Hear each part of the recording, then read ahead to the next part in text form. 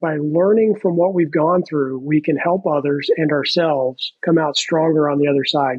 Someone cares about you. There's a reason why your heart is beating. You still have a purpose. Don't give up. It's important to know that you're not alone. You're not alone. You're not alone. You are not alone. Today's guest is retired naval officer and mental fitness advocate Dave Snell. During his time in the service, Dave received help for his mental health after a suicide attempt early in his career. And despite the stigma of mental health injuries within the military community, he continued to have a full career. Now, Dave brings his experience and tools to his followers to let them know there's a healthy way forward. Dave, welcome to the 1 Mile, 1 Veteran podcast. Hey, thanks, Danny. I really appreciate being here. Absolutely.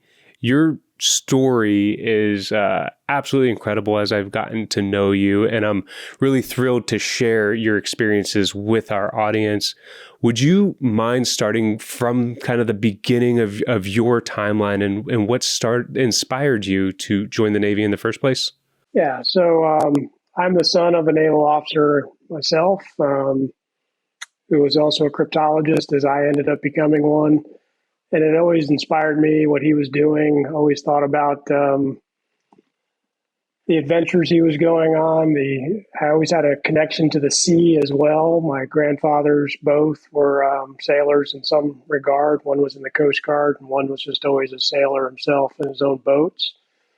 And, ultimately, I wanted to follow my father's footsteps, one, but B, two, I noticed one of the things I had growing up was an emotionally, verbally, physically abusive mother, and I saw an escape through the military as a way to get away because I saw my dad doing the same thing. My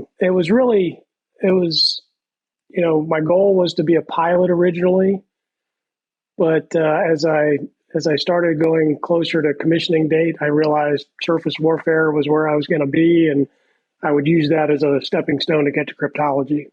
That just sounds very, very familiar coming from a multi-generational naval family, a mother that had to work through her own mental challenges and misdiagnoses with providers as mental health was developing through the 60s, 70s, and 80s. We can't necessarily look back and go, well, they were wrong. It was just the science wasn't there. And so thank goodness for the progress. And with so many of our service members going into the military, having childhood traumas and experiences that they've lived through prior to service.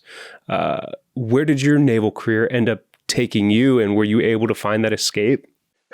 Yeah. So like I said, I was a surface warfare officer. I came here to Norfolk area. I live in Virginia Beach, but I was over in Norfolk.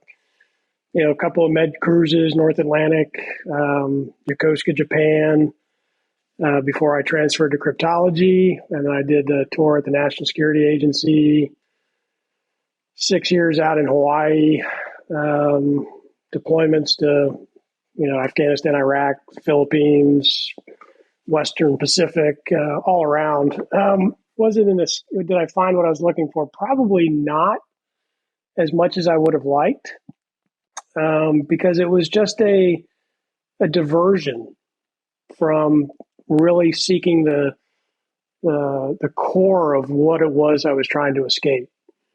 With the military, there's a lot of drinking, so we're putting medicine over a wrong medicine. Don't get me wrong. We're patchworking the problem through our lives instead of dealing with the root causes.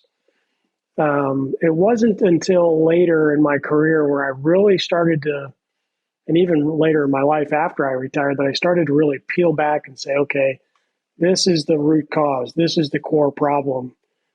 How am I going to move on and grow?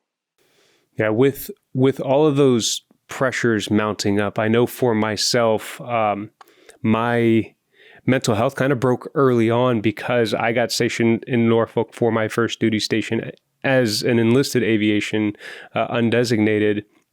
And it was where my family was from at the time. So my friends and my family were all there. So my root causes were were all there, and I was still participating in a lot of behavior, which led to my mental breakdown and first suicide attempt early on. And I remember asking for help the night that I was going to act on my plan. While I was standing watch, I managed to find my work center supervisor at like 2 a.m., woke him up, asked for help, and they got me help immediately. And it changed the trajectory of my naval career moving forward. So how about yourself? I know that part of your story was early on in your naval career, you also had a suicidal attempt and subsequently asked for help to maintain your career. Yeah, I hit a breaking point at about the 7-year mark, just shy of 7 years. I had a CEO who was just ruthless. I was a department head by then. Had a new wife. We're in Japan. She didn't really understand the surface Navy. We met when I was on shore duty I was actually in Georgia at the time, away from the ocean. So I was getting beat up at home. I was getting beat up at work, and I just had no escape valve. And I made a reach out for the chief corpsman on the ship, got me medevaced.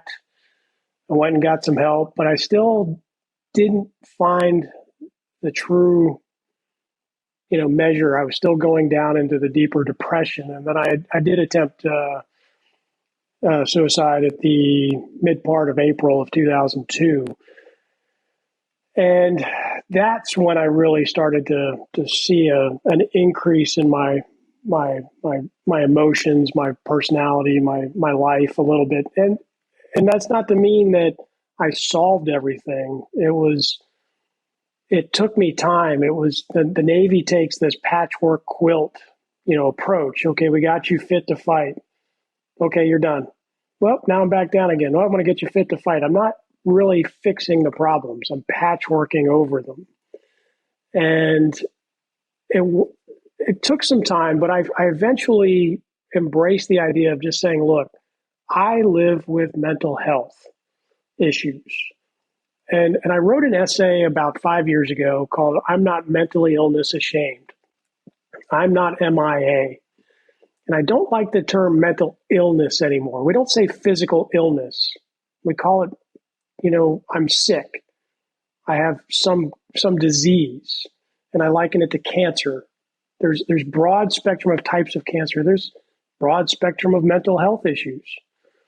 So I got to the point where within the Navy, if someone were to say, hey, it's Suicide Awareness Month, like September is right now, and they would make fun of it or they make light of it or just kind of, hey, you guys feeling okay?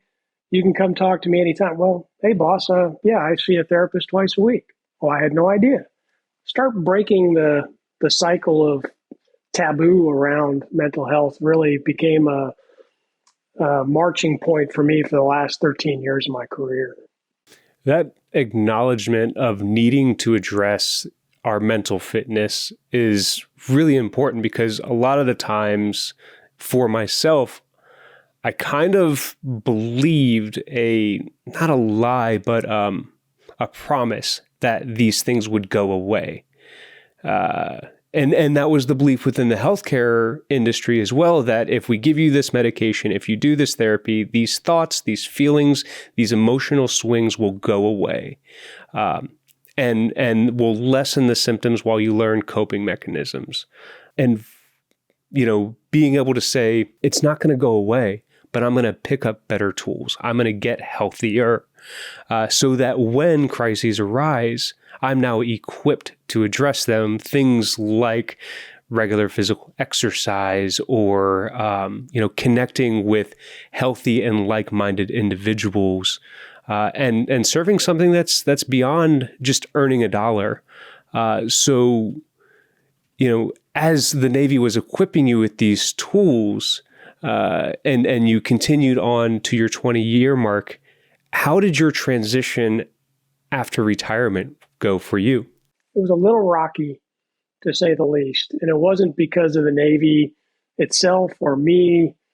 on the outside. It wasn't something on the outside. It was me internally had issues still because I had not resolved the core problems of my depression, anxiety, and my post-traumatic stress disorder issues.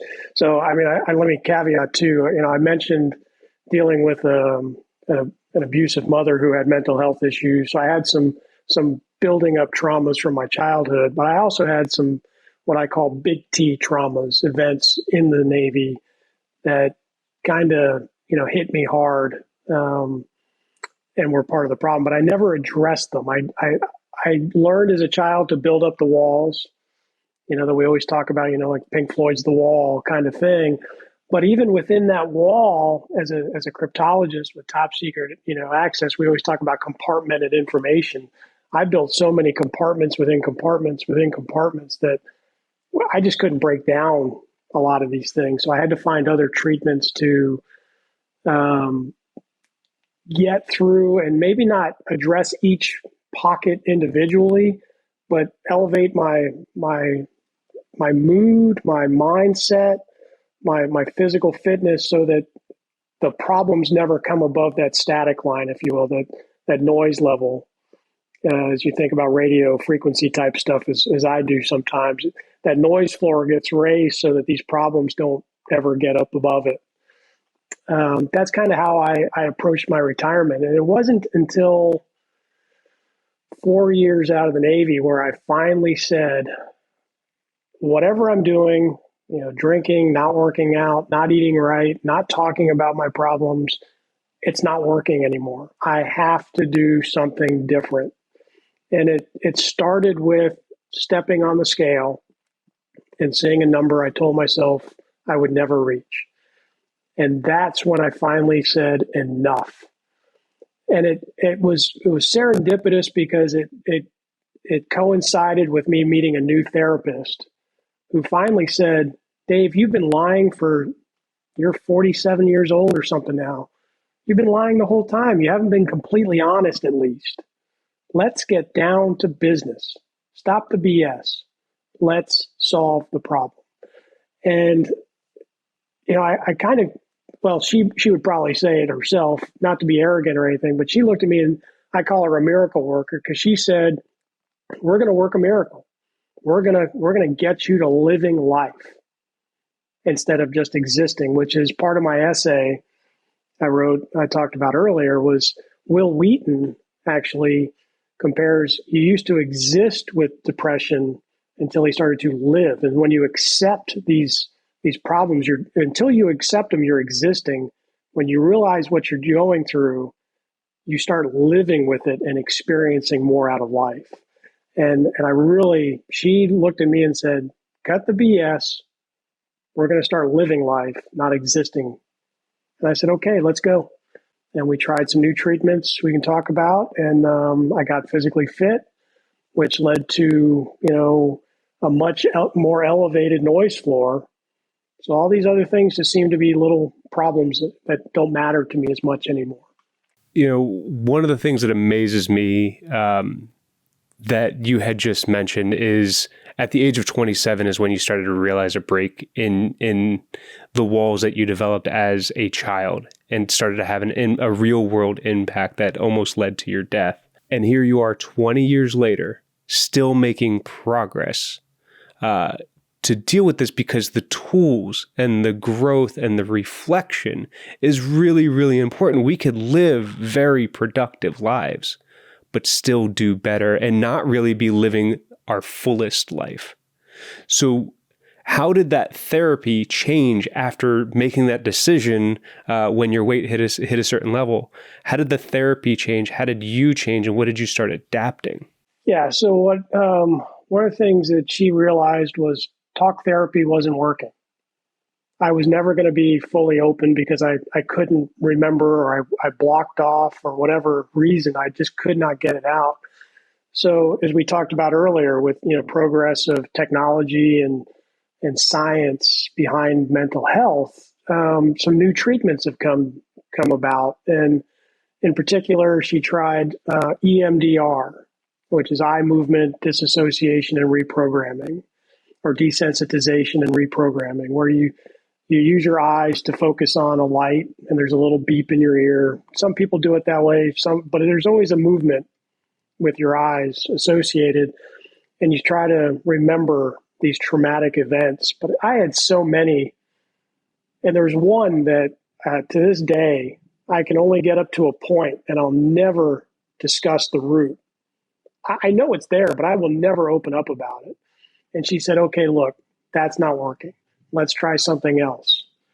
And what really ultimately ended up helping me was doing a brain map. And our brain works at different frequencies, alpha, beta, delta waves. I think there's a fourth one, I can't remember. But different parts of our brain operate at different frequencies, at different speeds. And you want to find, again, I'll go back to my noise floor, but a balance somewhere. And sometimes it's too fast, sometimes it's too slow. But there's a treatment, neurostimulation, where they can put little electrodes and kind of like you do for physical fitness on your muscles, it stimulates in those frequency ranges. And it will either slow down or speed up in different parts so that you're more balanced in those frequency ranges. And combining that with the vagus nerve reset, and the vagus nerve being the largest nerve in our system, in our bodies, touches every major organ. That butterfly feeling we get when we get nervous, we got to make a speech or come on a podcast sometimes for some folks, or whatever it is, a scary situation, a traumatic event, or a reminder, a trigger, our body goes into a fight or flight. Well, what happens with post-traumatic stress, I don't want to say sufferers, but people who live with post-traumatic stress is we get into a constant fight or flight. We don't know when to calm and relax. And what the vagus nerve reset does is it allows that calming of the vagus nerve so that you can understand not everything's a threat. Not everything's going to hurt you. You can be open about, that little room that I won't go into. You can start to feel better.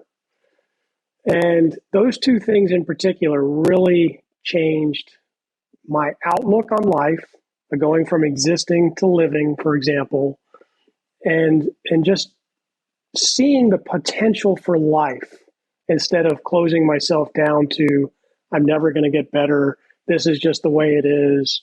Because I need to step back a second, I can't count the number of angry outbursts, drunken episodes, isolation. I wouldn't do family game night with my wife and kids because it reminded me of my growing up days, because there was never a happy game night in my childhood. So I would isolate. Well, now, bringing these walls down, if you will, the threats associated with my fight or flight down, well, I can see something positive now. And those two treatments in particular really, really helped me. With this therapy, the retraining your mind, retraining your body to live through these situations, we have to also, for me, it's really important that I remind myself that a lifetime of training got me here. The autonomic nervous system reacting to the external stimuli to protect me, to keep me alive, to keep me sane, was firing automatically without my control for decades, for an entire lifetime before treatment begins. And so that amount of training in intense situations has to be retrained, and that takes time. It's kind of like when we're putting on pounds, we're just like, we wake up one day and we're 30 pounds overweight, and we expect to be able to get those 30 pounds off within a month. And it's like, no, if it took you 12 months to put on 30 pounds, it might take you 12 months to take off those 30 pounds and have a significant prolonged life change where our mental health practices, our vagal reset, because that's part of our autonomic nervous system, becomes an intuitive reaction, so that when you experience a moment that would trigger you to anger or fear, fight or flight, it goes, oh, this trigger no longer impacts me, at least not as strong, or I've trained it so much that now I'm actually calm when that happens. So what specific practices do you incorporate for your vagal nerve set? I know that you teach people kind of a very basic concept of meaning, meditation, movement, and mind. Yeah. Those are the basis of my 4M. I don't want to call it a methodology because it's not a step-by-step process, but it's I haven't come up with the right word other than methodology right now. But it for me, it started with movement and mind. And what I realized over time, okay, I'm not going to see this therapist forever. I need something to keep me grounded when I can't talk to her, or maybe I like to think of it as sometimes maybe I'm in line at the supermarket or driving my car. I can't write in my journal to see how I'm feeling or what's going on. So meditation became a very big piece of my focus outside of therapy. And from the vagus nerve perspective, there's different breathing techniques that help calm the body, and it takes practice. But even a simple breathing technique of just focusing on, and in the surface warfare community, we learn to watch a gas turbine engine. A molecule of air makes its way through, and you got to think about that molecule coming through and then going through the exhaust. Okay, from my perspective in meditation, I'm going to focus on my breath. Okay, well, I'm going to take that parallel and I'm going to go molecule of air.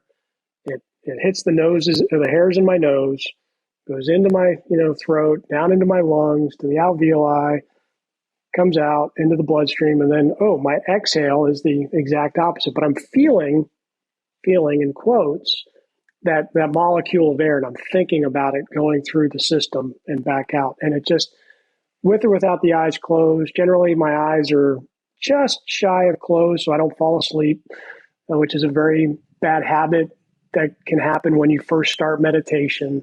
But even just quick, deep breath, hold it for a second and then let it go. Okay. The other method I use is the box breathing method, where you do a 4-second inhale, 4-second hold, 4-second exhale, and a 4-second hold, and you just repeat.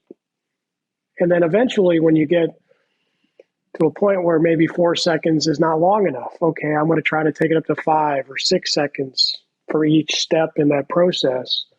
And it has a calming effect on the body.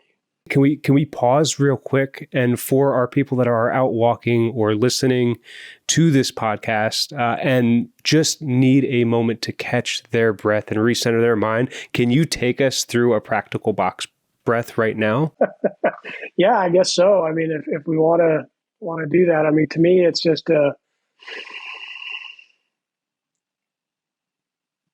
hold, 2, 3, 4. Exhale, 2, 3, 4. Hold, 2, 3, 4. Inhale, 2, 3, 4. Hold, 2, 3, 4. Exhale, 2, 3, 4. And hold, 2, 3, 4. It's a little different for me having to talk through it, but I hope you're feeling, something that the body, I start to feel a little tingling in my body the first few times I do it. And then I go, okay, wow, and even trying to go to bed at night, the body is still ramped up from getting the kids to bed, getting them to, or even before that, to soccer, or to guitar, or my daughter's case, or getting them, okay, go shower, get your teeth brushed. Okay, well, I'll do that just laying in bed and just go, okay, whew, I'm ready to go to sleep. That's such a good way to reset our mind and body, and also just like prepare us for the next thing. I know sometimes when I go to church or a crowded space, before I even get out of the car, I just stop and take a few minutes, not because I'm excited, but I'm anticipating that I just want to have my body be focused and in the moment. And box breathing is something that we had learned. Thank you for taking us through that and giving us that tip. It helped just kind of settle me down because I'm excited in the conversation. And, just listening to you and learning from you.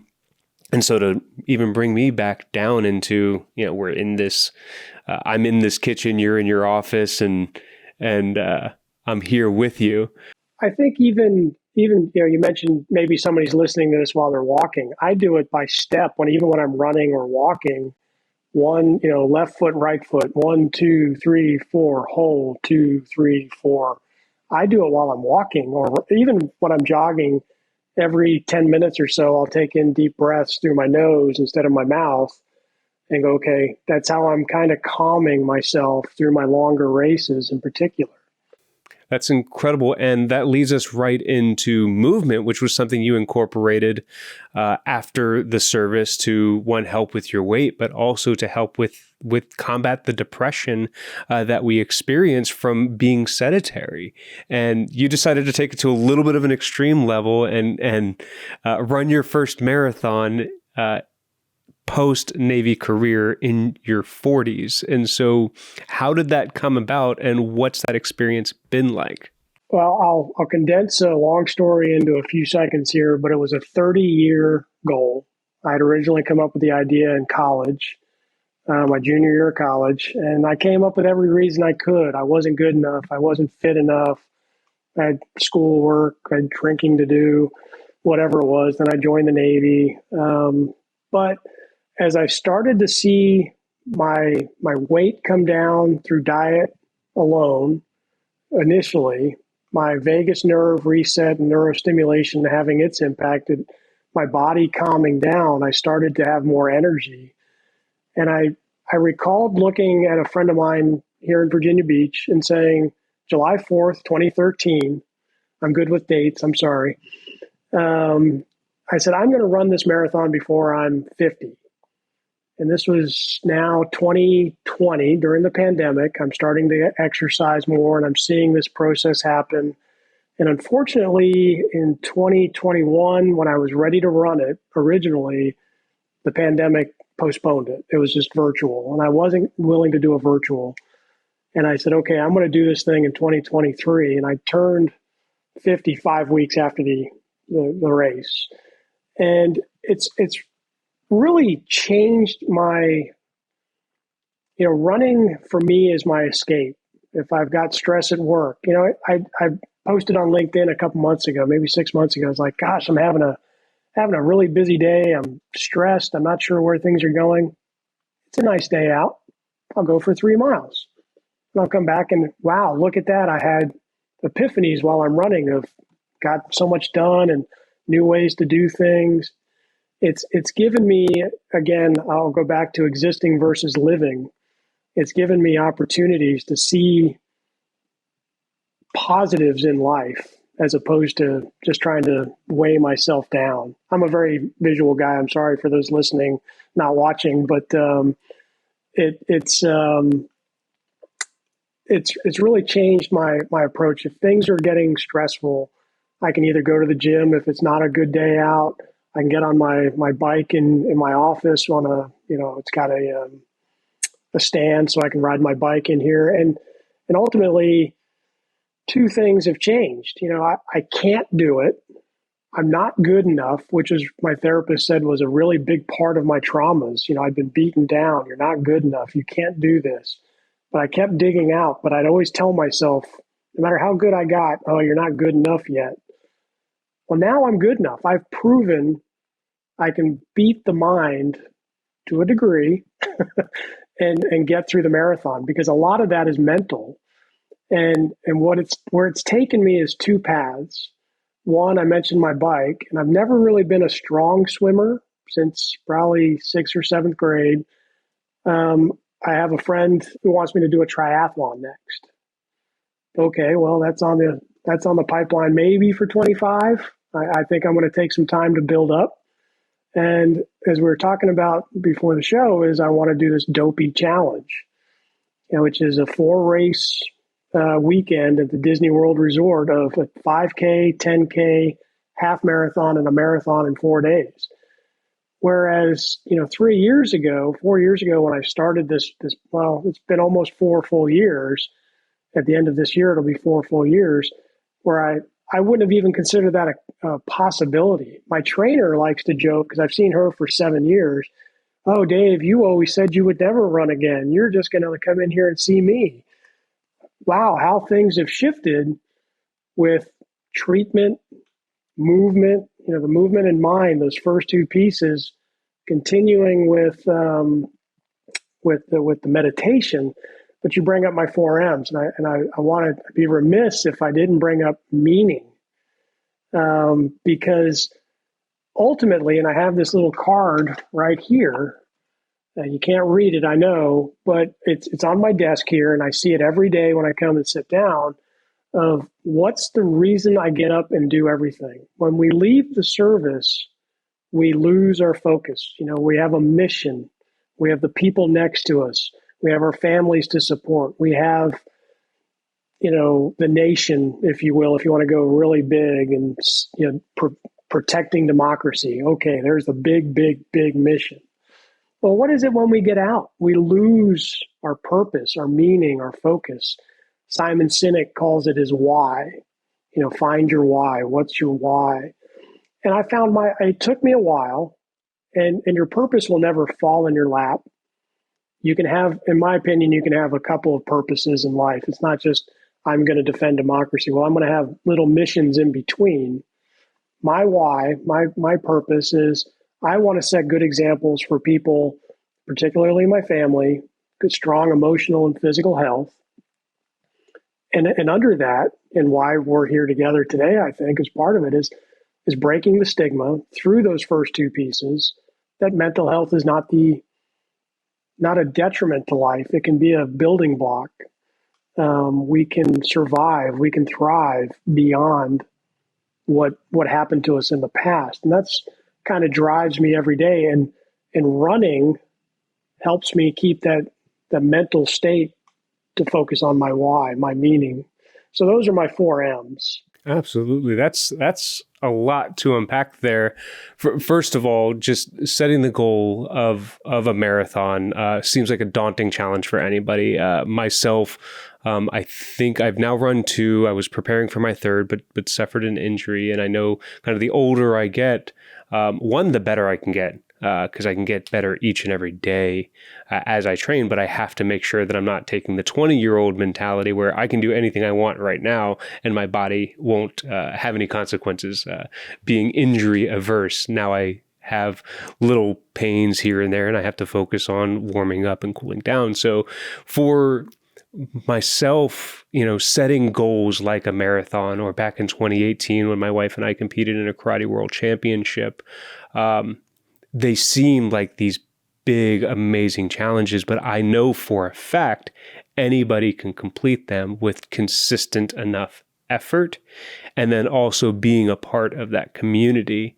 And so, for people that are only listening to this, I encourage you, go to our YouTube channel, 1 Mile, 1 Veteran, check out Dave Snell's interview, and you'll see that neither one of us are extremely athletic looking, but our mental resilience, because we got a cheat code when we began therapy. We got a cheat code to life, and we learn how to kind of hijack our own mind to be able to push us beyond limits and self-limiting beliefs. And so, I know that you're currently preparing for your 2nd Marine Corps marathon after the age of 50, first one just before, which is tremendous, because this is kind of the part of life where people start saying, I did it. It's time for me to sit by the pool, drink mimosas, and bask in the sun because I had my career. And so, what's it been like for you becoming a marathon runner later in life?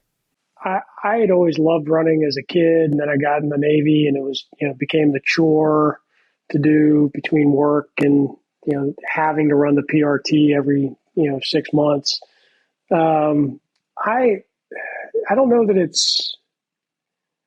it's been an adventure in and of itself. And I take the community. I like your inclusion there.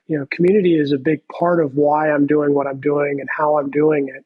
Most importantly, the how. I'm learning from others. Okay. I was inspired in 2019 by watching my old CEO, who at the time he was probably 58, 59 years old, running triathlons. Okay. Then he decided, well, I'm kind of struggling through these things. I'm going to lose 50 pounds. And he just finished his 5th major marathon in Berlin this past weekend. Okay. So what has it done for me is it's continued to elevate my desires instead of resting on, well, I did it. I see these, to your point of most of us are trying to retire and sip mimosas and, watch the sunrise or sunset. Okay, well, I want to up my game is what it's done for me. Again, running a marathon was one thing and it took me 30 years to do it. Now I want to do a triathlon and run this dopey challenge, which is dopey in and of itself, to even think about. I mean, it's appropriately, titled. And dopey was always my favorite dwarf, but, it really has helped me elevate my game so that I can look at my daughter and say, look, don't be satisfied. Take it to the next level. Let's build on our success instead of resting on our laurels. It's incredibly inspirational, Dave. I will admit, your journey to your meaning of inspiring others to know that mental fitness is integral to having and living a life, especially when we struggle with things like anxiety, depression, or not even necessarily struggle, but go through bouts. Always being prepared, equipping ourselves. One of the reasons that I like to run is because I want to be able to be prepared, not just to run a race, but to go on a hike with friends. Like having that cardiovascular endurance allows me to live a life that I want to live and say yes to new opportunities. So for you, how has implementing these practices of mind, meditation, and movement impacted your life? I am more engaged in my daughter's life. So my son is 24. He's been out of the house for 6, 7 years. My daughter is 15 now. And in 2018, I actually left the family. I was so depressed. I was so isolating. I said, I'm out. I quit.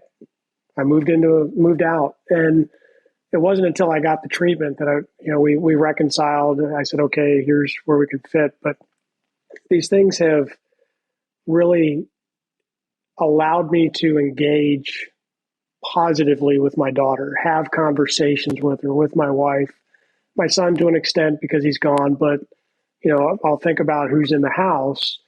I wouldn't have been able to do so prior to the treatment that I got from that last therapist, focusing on these 4M's day to day. My anger level, my trigger for anger, those are gone almost. I'm not going to say I don't get upset. I'm not going to say I don't get mad. I don't get depressed or anxious, but the extremes have been brought to a manageable level where you're not really seeing it outwardly. If I feel stressed, I can take those deep breaths, the box breathing, I can, look for the positives in something better and engage instead of isolating. And isolation is such a sad part of depression that, when somebody isolates, the person who's not experiencing it or has never seen someone living with depression and isolating themselves, they think they're just being rude or they think they're sick or they want to isolate themselves from the person who's isolating instead of reaching out and helping. I watch teenagers in my neighborhood here who start to, go down this path a little bit. It's teenage hormones, but I try to engage them. Hey guys, I see you. I don't say it outright. Hey, I see you're not happy, but hey, how are you doing? How's school going? Being that catalyst for engagement and talking to somebody is the simplest thing we can do to help them see that there is something on the other side. there are people who care. There are people who really have been through this. I talk about it very openly now. Okay, I have attempted suicide. Arguably my trips to the desert were suicide attempts. I didn't succeed, so I'm going to go to war and let someone else do it. It wasn't the right answer, but it's the reality because I didn't realize that there was another way out and people were not engaging me. It was very tough, but to your question more directly, it's helped me engage with my family and my life better than I was when I isolated. I went off on a tangent. My apologies. Your tangent was just the right one that was needed at the time, because it's important that people that want to support people that wrestle with depression or depressive periods and suicidal ideation, just asking that question and being prepared for a follow-up of how are you? And then really listening to their answer does save lives. Listening to someone does save a life. And for many of our service members, first responders, and veterans, a negative stigma of mental health is still so impactful that many do die by suicide. Do you have any words of hope for someone that is currently struggling with their mental health? There is a end to the struggle. There is a light. I hate using the light at the end of the tunnel, but there is a way out. There is an escape valve, if you will. It doesn't have to be at the end of the tunnel. It could be a door on the side of the tunnel. That there are people who care. The resources are there. By engaging and talking about these things, I hope that people understand I had a full career. I didn't promote to the highest level that I wanted. I was able to still have a top secret security clearance. I was still able to go on deployment. I still led sailors, Marines, airmen, and soldiers. I was in very much a joint environment through my career, in combat, in garrison, as the Army calls it. There is a positive light that can be found through the struggle. And I use the word struggle because it is an important piece of the process.